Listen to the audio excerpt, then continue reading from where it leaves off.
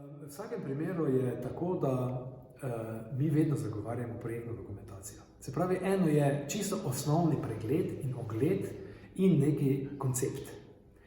Na osnovi tega koncepta se potem dogovorimo z investitorjem, da moramo iti v projekt. Če hočemo nekaj pametnega narediti, je potrebno narediti projektno dokumentacijo.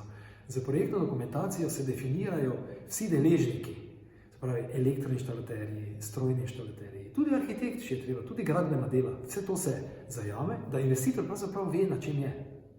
Tudi če se bo v nekem trenutku zgodilo, da zaradi višine investicije, ki se bo pojavila, to zdaj ni primerno, ta projekt še vedno je, on še ga vedno ima v omari, on še vedno lahko ga aktivira čez leto dni, čez 2 leti morda. Ampak projektna dokumentacija je po naše osnova.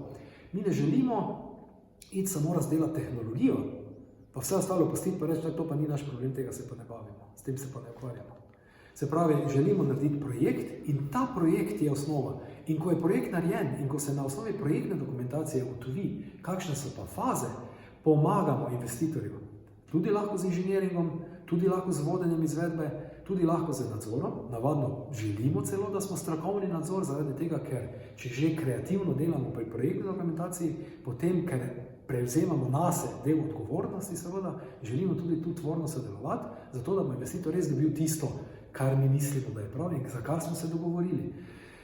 Seveda, vse to so potem aktivnosti, za katere se dogovorimo in se sproti plačujejo. Eno je projektna dokumentacija, ki je čisto ločena za sebe in je zaključena celota, eno je inženiring kot zaključena celota in eno je tudi dobava opreme kot zaključena celota.